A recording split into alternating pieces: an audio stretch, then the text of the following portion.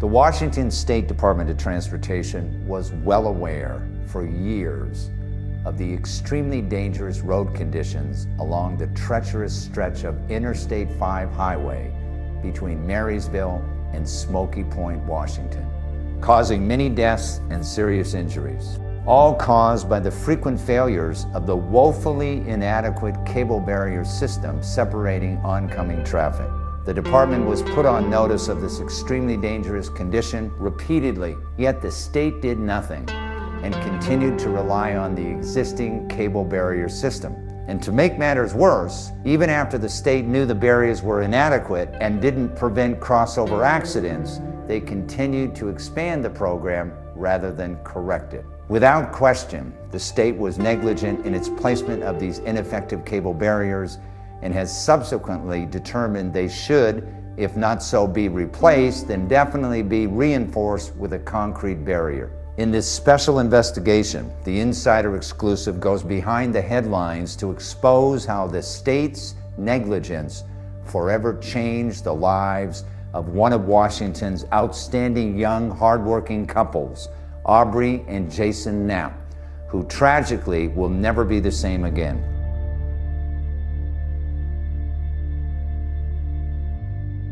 On an everyday Washington Monday, June 25, 2007, at approximately 12:47 p.m., Aubrey was traveling northbound in her 1986 Nissan Maxima at the then posted speed limit of 70 miles per hour on Interstate 5 in the state of Washington, when she was suddenly and unexpectedly slammed into by an out-of-control car going northbound and shooting straight through the weak cable barrier system that the Department of Transportation erected in a cost-saving measure designed to prevent crossover collisions.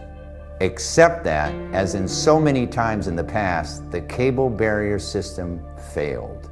Aubrey suffered catastrophic injuries as a result of the crash and had to be medevaced to Harborview Hospital, where she underwent immediate life-saving surgery. Today, the Insider Exclusive tells Aubrey's nightmare story, her brush with death, and the courageous struggle she's going through, trying to regain some of the vibrant life that was suddenly snatched from her and her husband, Jason, and how her lawyer, Fred Langer, partner at the law firm of Nelson, Langer and Ingle, has gotten some justice for both of them, earning him the highest respect from citizens and lawyers alike as one of the best plaintiff trial lawyers in the state of Washington and in the nation. He has seen many innocent and hardworking people suffer needless injury, and because of that, he's driven to help people who have been harmed by the negligent actions of others. His goal, not only to get justice for Aubrey and Jason, but to make sure that all Washington's highways and roads are much safer for every driver, because he never wants another innocent victim to go through the same pain and suffering which Aubrey unfortunately now lives day to day and wishing her life were better. The way that the accident has changed me is enormous. It changes the way I sleep, the way I walk, the shoes that I wear, the things that I do on a daily basis, and dance with my dad at my wedding. And I would love to be able to dance with my husband at a wedding and at our anniversary. I would love to be able to dance again and be able to stand on my feet for that long. Hi, I'm Steve Murphy, and this is the Insider Exclusive, live from Seattle, Washington at the law firm of Nelson, Langer and Ingle.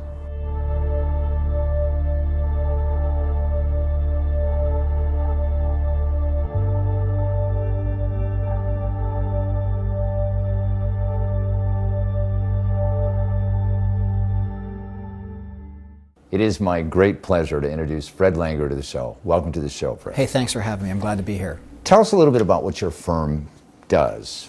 We're a firm that represents people who have sustained injuries, and most of them are generally catastrophic injuries or people who have had brain injuries. We also represent disabled people who have been had difficulty collecting benefits from insurance companies. And these are generally people who couldn't afford lawyers by themselves. So oftentimes a lot of times you take cases on contingency, right? That's almost all of them. Very few people can afford to take on big corporations and states, so they need the help of law firms to make that possible. Today we're going to talk about the Aubrey Knapp case, which is a catastrophic injury case. Tell us a little bit about it. Well, Aubrey was injured. She was just driving to go to a barbecue with her family. She was just driving on her way home in between jobs, and after work she was on her way home. It's about 3 or 4 years ago, right? Oh, it's about 4 years ago, and she was driving on I-5, a very, very strange section of I-5. We learned over a period of time that there had been 7 fatalities within a 5-mile stretch. And she was driving south, and somebody who just lost control of their vehicle on the other side of the road. And they went through these cable barriers, which had failed so many times to protect people on the opposite ways of a highway. And this car literally just hit her at a closing speed between the two vehicles of 120 miles an hour. The cable barriers you're talking about, which are kind of like dividers, if you will. Yeah. But they really don't work well, do they? No, they're really flimsy. They're really flimsy. It's a fence, kind of. It tries to be a fence, is what it really tries to do. I mean, the state had a number of choices in the ways it could erect barriers to protect people in opposite ways, and it chose probably the cheapest way it could be done, and it simply didn't work well enough. Now, what happened to Aubrey in this accident? Well, what happened was, as I said, the closing speed was over 120 miles, and the impact on her on the two cars was so great that the lower bone in her leg, called the tibia, was driven literally through her foot, and it came out the base of the heel, and it literally just destroyed her leg. When I was reading the report, it was kind of interesting because it was brought out in the report that she had airbags in her car. Yes. And airbags protected the upper torso of her body. Right. But the bottom portion of her body, where her foot was and her leg, because the oncoming car hit that and drove it up, that was what was severely injured, right? That's really interesting that you bring that up, because the surgeon who worked on her said that, you know, if it weren't for the airbags, she would have been dead. And this what they call a pilar injury, which is literally, if you could imagine a pylon being driven into the ground, her tibia literally was the pylon that drove through her foot. This is a relatively new injury for orthopedic surgeons to deal with, because before the event of airbags, all the people would be dead. Right. Now, your law office prepared 2 outstanding video depositions of 2 doctors of hers. One of them is her medical doctor by the name of? Dr. Stephen Minersky. He is an outstanding orthopedic surgeon at Harborview Medical Center in Seattle, Washington. And we are going to go right now to that deposition so he can explain exactly what happened to Aubrey and her leg. The kind of injuries that, for example, would see in an IndyCar driver that would crash his car into the wall at 140 miles an hour, because essentially what happens is you go from a very high rate of speed and then to acutely stopping, and so something has to give and you decelerate very quickly, and something gives, and in her case the failures of her skeleton were really in her, from the tibia down. She has what we call a segmental fibular fracture, you can see, and that has a failure here by impacting on the lateral side or the outside of her leg, and then there's a tension failure on the inside of her tibia, and you can see sort of a wedge right here because it's basically broken. If you then go to her foot is essentially continuing to decelerate into the floor, and if you go to the next, you can see. So this is now, that's that earlier fracture, that's the lower fibular fracture, and you see where her heel is, basically her foot has imploded around her ankle, and this is her heel, which should really be under here. When you look at the side view now, this is now the side view of her tibia, the shin bone. You don't really see the upper fibular fracture, so it's right about this here area. But you can see where this is the end of the tibia, this is the talus, which is essentially the joints of the ankle. And this is driven, this articular surface here should articulate with here, the navicular. So basically it's what we call a trans-talo-navicular dislocation. And her navicular was broken, this bone, and then as this imploded through the bottom of her foot, her heel, which you can see here, went around her talus. So essentially everything got, like a pile driver, got driven through, and her foot went to the side. She had a significant neurologic deficit in her foot because of that. The nerves that supply your foot are coming around the side of the tibia here, so they get significantly stretched by this kind of injury. And all the things we can do from an anatomical standpoint is reestablish her anatomy as best we can. So that from top to bottom, this is a rod that's in there. You see that the tibia is straight, but you can see the fractures don't completely normally realign of the fibula. We put it all together and make it look like, oh yeah, it looks like it's pretty good. You know, there's a reduction of the talonavicular joint with the pins, and we've just put the heel back as best we can. We also have a video deposition of Ted Becker, who is a human performance specialist. And let's have him explain in a video deposition exactly what Aubrey's problem is. The conclusions that'll be made regarding how bad or how restricted the leg is. To explain her problem, she has both the inboard and outboard problem with her foot and ankle at the shaft of the tibia, but she also has the restriction in the dynamics up and down in her leg. So when she goes to load bear on her heel, or when she goes to push off with her toe, those dynamics are also lost. And those are important components in walking, because the heel, when it hits, is where the shock is absorbed. And when shock is not absorbed correctly, it then basically radiates up into your knee and then up into your hip. And then what happens when she goes to propel off of her foot, she doesn't have the power to push, and that results in her body basically swaying side to side when she starts to try to push off or load onto that leg. Now we're going to introduce the transportation engineer, a specialist, an expert in the field, who can tell us exactly why these cable barriers fail. His name is Richard Cook, and let's bring him on right now.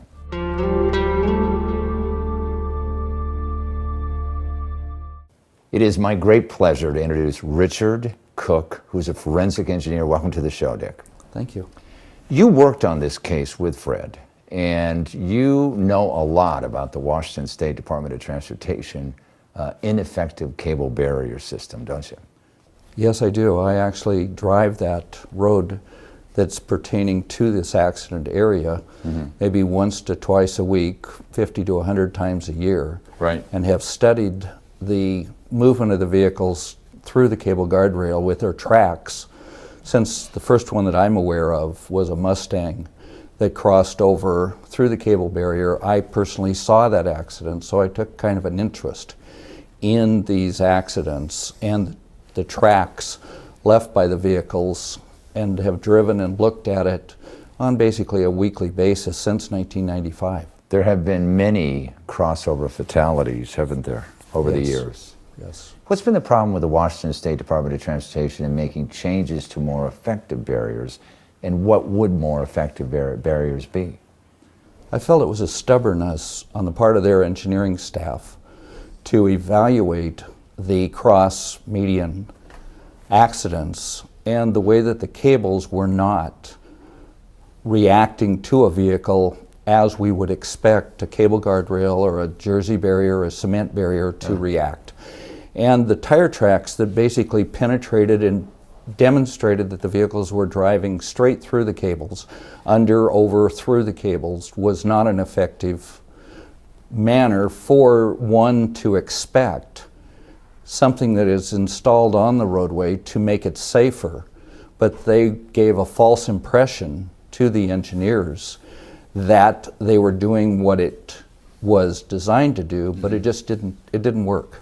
I understand that they had their own tests, which really weren't based in reality, right? They were not true world experience with what we saw. For instance, say you take a little Honda with a low nose going under the cable, and then you take an SUV that drives through the cable.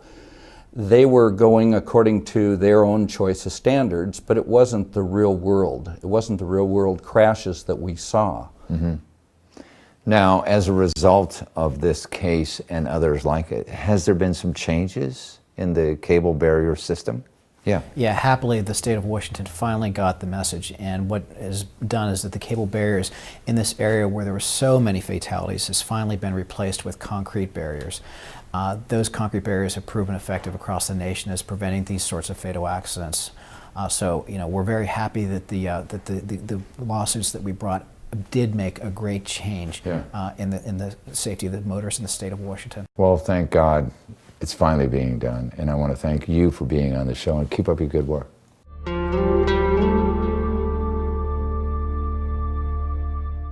Fred, what was your legal strategy to win this case? Because you won it, didn't you? Yeah, we made a very good recovery for our client. And these cable barriers were a known commodity, and we had a lot of experience that we could draw from.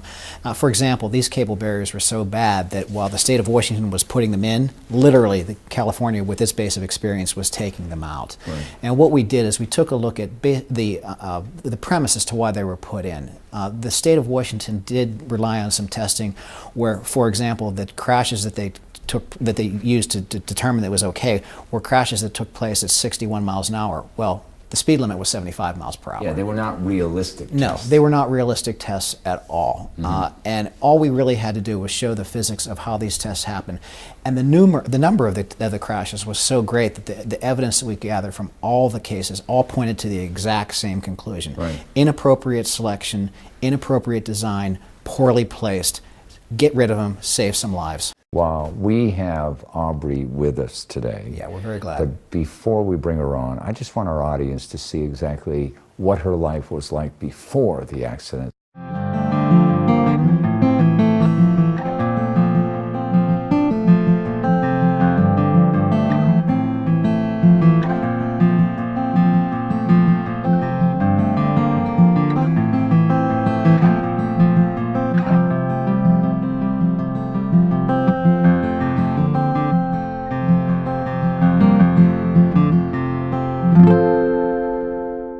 It is my great pleasure to introduce Aubrey Knapp to the show. Welcome to the show, Aubrey. Thank you. Take us back to that day you went out to, I think we were going to go have a barbecue with your family, right? And all of a sudden you got hit by somebody flying right off the other side of the freeway. Yeah, it was a Saturday afternoon. The sun was just coming out. I was heading home from work. I had stopped by the store, and then I was going to my parents'. Mm-hmm. I was coming up to 88th Street, and there was always a lot of traffic there, so I got over into the fast lane so that I wasn't backed up behind everybody. And I looked up, and I saw a flash of red, and you just knew something bad was going to happen. So I braced myself, and I braked, and then I felt the impact. What do you miss the most about things you can't do? I miss playing with my brother and sister, running, exercising, being myself. You had seen cases like this before, hadn't you, Fred? Yeah, this unfortunately was not the first time I've seen a case like Aubrey's. And unfortunately, we saw a case or two afterwards. Really? Until they've changed some of the cable barriers, right? Finally, the state got it. Yeah. What are some of the challenges you face today, Aubrey? There's still a possibility of surgeries in my future. Mm-hmm. I never know what's going to happen. Right. We have your husband here with us today, and so we're going to bring him on so you can talk as a couple about how this has changed your life. So let's bring Jason on right now.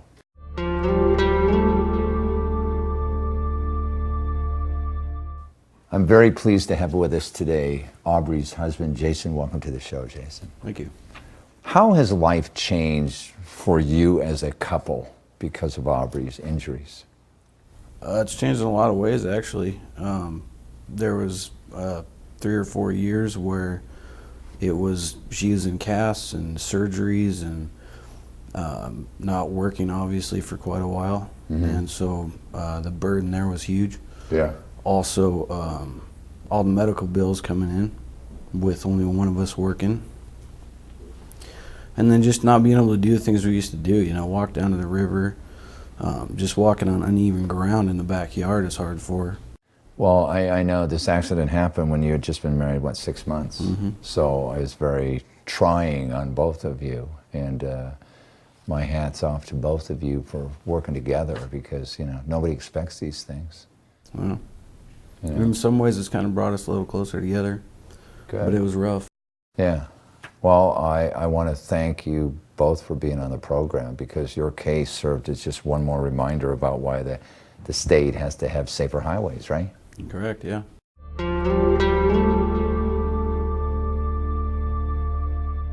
As a lawyer, Fred, you must take great pride in a case like this, because the case actually spawned changes in the safety of all Washington drivers, didn't it? Yeah, first of all, I'm very grateful to my client, Aubrey, for trusting me with the case. And what we were able to do with that case, along with the others that we represented, was make lives safer for the state of Washington's motorists. Those cable barriers are gone, and people are safer now because of it. I see this time and time again, that lawyers like yourself, trial lawyers, who risk it all the expenses were on you. Yeah. To take a case to court, to trial. In this case, you settled beforehand because you had a preponderance of evidence as to what the state of Washington should have been doing. Right. You make changes, and that benefits all of us. Yeah, and the truth is that had we not been willing to take the risk, it would not have changed, because whether I like it or not, the cost of going forward to court is simply prohibitive for most people. Yeah. And we were willing to risk it because we believed in our client and we believed in our case. Well, you did a great job, and I want to thank you very much for being on the program. Thank you for having me. Thanks for joining us. You can get more information about our guest and the issues at insiderexclusive.com.